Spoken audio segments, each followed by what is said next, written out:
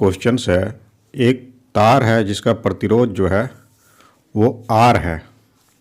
मान लेते हैं कि ये कोई तार है इस तरह से, इसका प्रतिरोध जो है वो R है।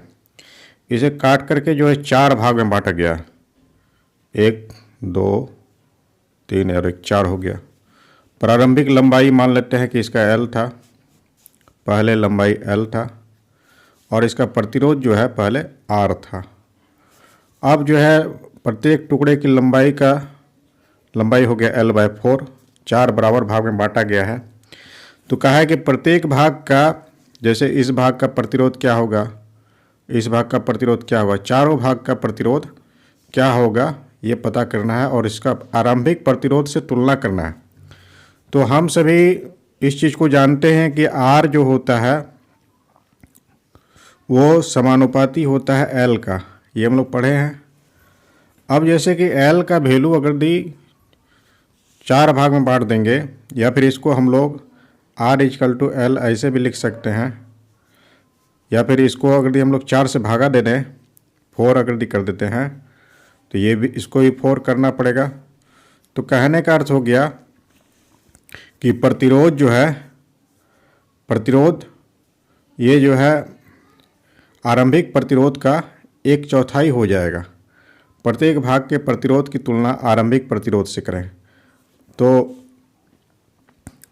नई प्रतिरोध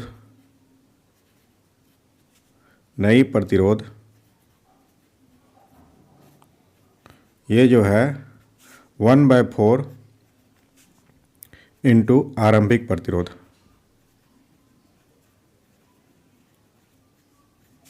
ये हो जाएगा। कहने का अर्थ हो गया कि प्रतिरोध का मान 1/4 हो जाएगा। यदि लंबाई को 4 बराबर भागों में अगर बांट दिया जाए, प्रतिरोध का मान 1/4 हो जाएगा। अब कहने का अर्थ हो गया कि जैसे ये भाग है, इसका प्रतिरोध जो है R/4 हो जाएगा, उसी तरह से चारों भाग का प्रतिरोध जो है वो R/4 हो गया। अब कहा है कि इसको जो है हम पार्श्व क्रम में संयोजित करेंगे और इसका संयोजन से जो है प्रतिरोध आरंभिक तार के प्रतिरोध से तुलना करना है। तो पहले इसका प्रतिरोध जो है ये 1 नंबर बनाए हम लोग। अब जो है दूसरा नंबर, तो आरंभिक प्रतिरोध हमको पता है कि वो है R, और जो है नया जो प्रतिरोध जो बना है चारों भाग का R1, ठीक है, = R2 = R3, इस तरह से = R4। ये जो है R/4 है। प्रत्येक भाग का प्रतिरोध जो है वो R/4 हो गया है। तो इसको जो है पार्श्व क्रम में संयोजित करते हैं। तो पार्श्व क्रम में संयोजन, पार्श्व क्रम में संयोजन,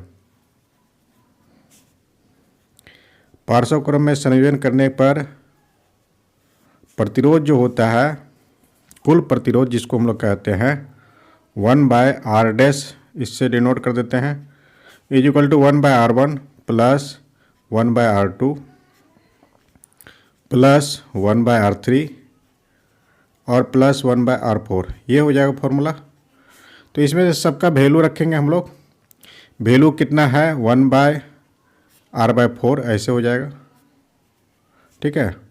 R1 का वैल्यू, उसी तरह से R2 का भी वैल्यू हो जाएगा, और इसी प्रकार से R3 का भी वैल्यू यही होगा, और ये R4 का भी वैल्यू इतना ही होगा। कहने का अर्थ हो गया ये जो लिखाएगा 4/R1 plus 4/R2 plus 4/R3 और प्लस 4/R4, ये सब में R हो जाएगा ये। तो एलसीएम हम लोग लेंगे, एलसीएम आ जाएगा R। यहाँ पर जो है इसको सॉल्व करेंगे, भागा देंगे R को R से, 1 होगा, 1 को 4 से गुना कर देंगे, 4 हो जाएगा, 4 + 4 + 4, इस तरह से 4 बार। कहने का अर्थ हो गया 16/r, ये निकला है 16/r। ये है इस तरह से नई प्रतिरोध। तो आर डैश को वैल्यू अगर हम लोग निकालना चाहें, आर डैश इक्वल टू हो गया r/16, इस तरह से। आर डैश क्या है? ये नई प्रतिरोध है। आर डैश नई प्रतिरोध है, नई प्रतिरोध। नई प्रतिरोध जो होगा ये 1/16 गुना आरंभिक प्रतिरोध। आरंभिक प्रतिरोध का 16वां भाग हो जाएगा। अगर यदि हम सभी तार की लंबाई को 4 बराबर भागों में बांट दें और प्रत्येक भाग को एक जो है पार्श्व क्रम में संयोजित कर दें, तो नया प्रतिरोध जो होता है वो पहले के प्रतिरोध का 16वां भाग हो जाएगा। और जो है इस तरह से 4 बराबर भाग में बांटेंगे तो नया प्रतिरोध जो होगा वो आरंभिक प्रतिरोध का 1/4 हो जाएगा। तो इस तरह से इस क्वेश्चन को हम लोग सॉल्व करेंगे। इसमें से कहा है कि जब 1 ओम और 10⁶ ओम प्रतिरोध है, इसको जो है पार्श्व क्रम में संयोजित करेंगे तो पार्श्व क्रम संयोजन में क्या होता है, तुल्य प्रतिरोध जो होगा वो निम्नतम प्रतिरोध से भी कम होगा। पार्श्व क्रम संयोजन में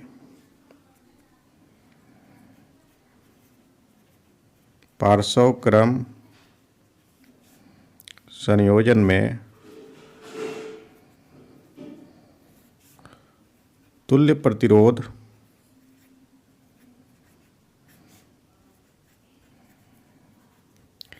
निम्नतम प्रतिरोध से भी, निम्नतम या फिर व्यष्टिगत निम्नतम प्रतिरोध से भी तुल्य प्रतिरोध निम्नतम प्रतिरोध से भी कम होता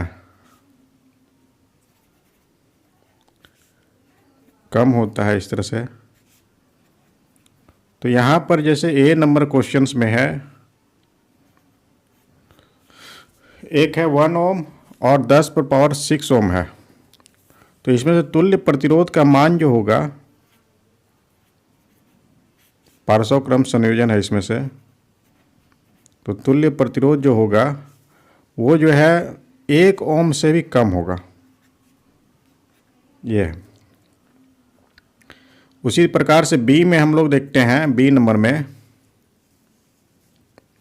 नंबर में इसमें से 1 ओम का एक प्रतिरोध है, दूसरा 10⁻³ ओम का प्रतिरोध है और तीसरा जो है 10⁻6 ओम का प्रतिरोध है। सबसे कम जो है प्रतिरोध 1 ओम है। तो यहाँ पर लिखेंगे तुल्य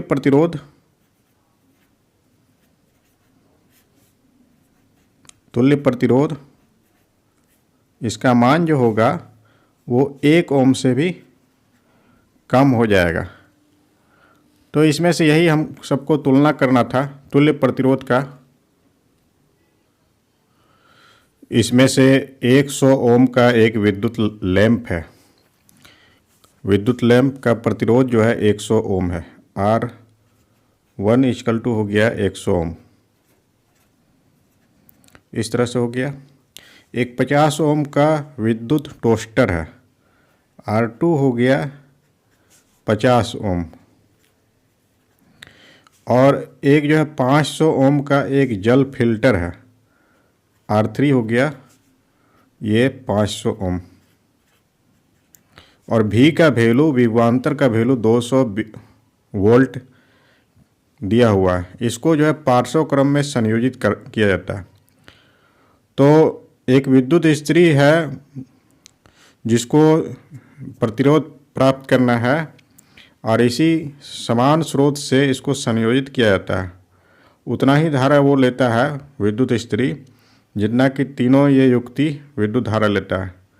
और यह भी ज्ञात करना है विद्युत स्त्री से कितना विद्युत धारा प्रवाहित हो रहा है। तो हम सभी पार्श्व क्रम में कुल प्रतिरोध पहले प्राप्त करेंगे। तो पार्श्व क्रम संयोजन में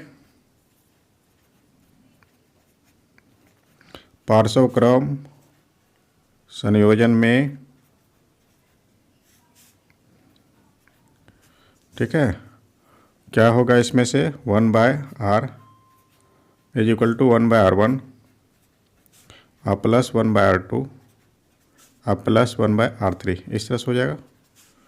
तो इसका वैल्यू 1/100 हो गया और प्लस 1/50 और प्लस 1/500, इस तरह से ओम हो जाएगा। एलसीएम जो है इसका 500 निकलेगा। एलसीएम हम ले लिए 500, तो यहाँ पर 5 लिखेंगे, प्लस ये हो गया 10 अब प्लस ये हो जाएगा 1, इस तरह से 16/500 500, ये निकला 1/r का वैल्यू। तो प्रतिरोध जो है इस संयोजन में ये निकला 500/16 ओम, ये कुल प्रतिरोध निकल गया। और भी का वैल्यू दिया हुआ है, विभवांतर जो है इसमें से 200 वोल्ट का विभवांतर है। तो धारा का मान हम सभी प्राप्त कर लेंगे ओम का नियम से। I इक्वल टू जो है फॉर्मूला जो होता है वो V/R होता है। V का वैल्यू 200, R का वैल्यू जो है 500/16 16। तो ये सॉल्व करेंगे 200 500 गुना 16, ऐसे लिखेंगे, ओम हो जाएगा, एम्पियर हो जाएगा। धारा हम लोग निकाल रहे हैं, तो यहाँ पर ये दोनों कैंसिल हो जाएगा। तो 16 दूना 32/5 हो गया, 32/5 एम्पियर। इसको दशमलव में बदलेंगे, इसको, तो ये निकलेगा 6.4 एम्पियर निकलेगा। तो इस तरह से अगर यदि हम सभी इसमें से 3 प्रतिरोधक है और एक विद्युत स्त्री को भी संयोजित करेंगे पार्श्व क्रम संयोजन में, तो धारा का मान जो है विद्युत स्त्री से भी 6.4 एम्पियर होगा। तो धारा जो होगा विद्युत स्त्री में प्रवाहित होने वाला धारा का मान 6.4 एम्पियर। इसमें से 3 प्रतिरोधक है जिसका प्रतिरोध 2 ओम, 3 ओम और 6 ओम दिया हुआ है। R1 इक्वल टू 2 ओम, 2 ओम हो गया। R2 का वैल्यू यह है 3 ओम का, और R3 का वैल्यू जो है यह 6 ओम। इस तीनों को इस प्रकार से संयोजित करना है कि तुल्य प्रतिरोध जो है ए नंबर में 4 ओम हो।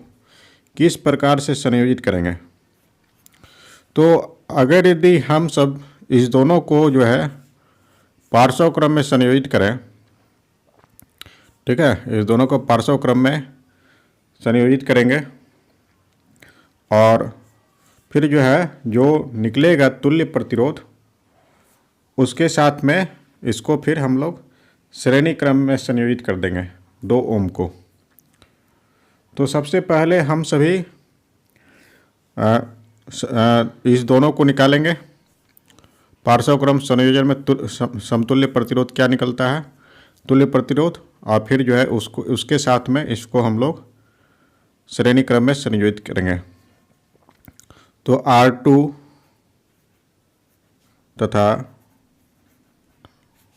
R3 को पार्श्व क्रम में संयोजित करेंगे। पार्श्व क्रम में संयोजन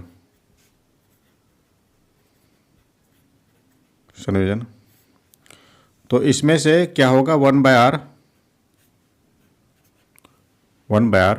is equal to 1/R2 plus 1/R3, इस तरह से निकलेगा। तो 1/R2 का वैल्यू जो है ये है 1/3 और प्लस 1/6, एलसीएम लेंगे 6 निकलेगा। तो यहाँ पर जो है 2 हो जाएगा और +1 हो जाएगा। इस तरह से 1/R = निकला 3/6। सॉल्व करने पर 1/2 ओम निकलेगा। तो R का वैल्यू जो है इससे R = 2 ओम निकला। दोनों को संयोजित करने पर 2 ओम निकला है। तो आगे हम सब समतुल्य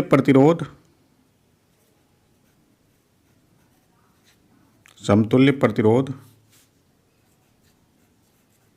जो निकला है, ठीक है, और R1 को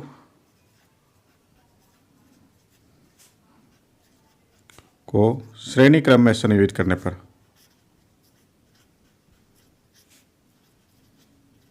श्रेणी क्रम में संयोजन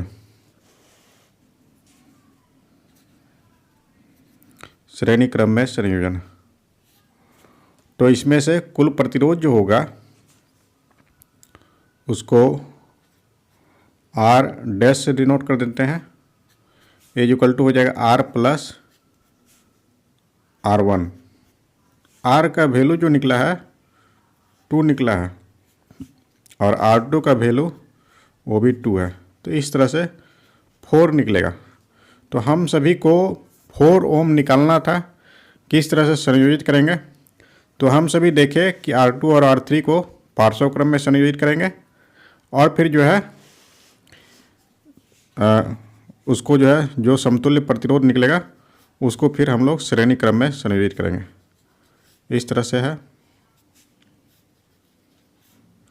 तो ये हो गया R1 और ये रहा R2 और ये रहा R3। इस तरह से संयोजित करना है। ये हो गया 3 और ये रहा 6 ओम, ये रहा 6 ओम और R1 जो है वो रहा 2 ओम।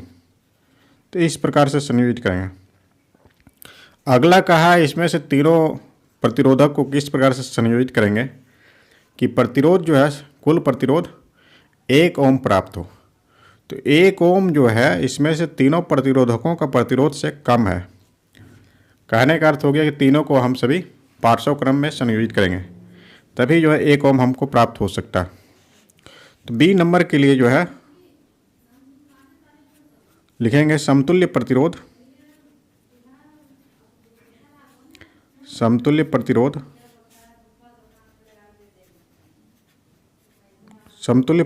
का मान जो है सबसे कम प्रतिरोध उससे भी कम है, 2 ओम से कम है, ठीक है। इसीलिए तीनों प्रतिरोधकों को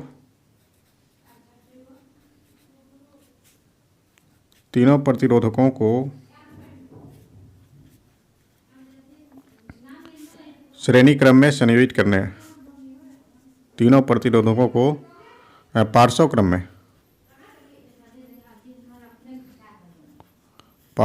में संयोजित करेंगे। तो इस प्रकार से इसमें से जो है R1 का वैल्यू ये है 2 ओम और R2 का वैल्यू ये है 3 ओम और R3 का वैल्यू जो है वो है 6 ओम। इस प्रकार से है। तो कुल प्रतिरोध जो हम लोग निकालेंगे 1/R, ये होगा 1/R1 + 1/R2 और + 1/R3। इस तरह से निकलेगा। तो इसका वैल्यू को रखेंगे हम लोग 1/2 + 1/3 और + 1/6। तो आगे जो है हम सभी इसका एलसीएम निकालेंगे। 2, 3 और 6 का एलसीएम ये 6 निकलेगा। तो यहाँ पर जो है भागा देंगे 3 हो जाएगा प्लस इसको भागा देंगे तो 2 हो जाएगा अब प्लस इसको भागा देंगे तो 1 हो जाएगा। कहने का अर्थ हो गया 6/6 निकलेगा, 1 ओम हो जाएगा। तो R का वैल्यू जो है, कुल प्रतिरोध जो निकलेगा R = 1 ओम। तो इस प्रकार से अगर यदि हमें 1 ओम तुल्य प्रतिरोध प्राप्त करना है तो तीनों प्रतिरोधकों को एक पार्श्व क्रम में संयोजित करना होगा, इस तरह से। ये है, ये जो है इसका मान 2 ओम है, इसका मान जो है 3 ओम हो गया और इसका मान हो गया 6 ओम। इस तरह से तीनों प्रतिरोधकों को संयोजित करेंगे, तभी हम सभी को तुल्य प्रतिरोध का मान 1 ओम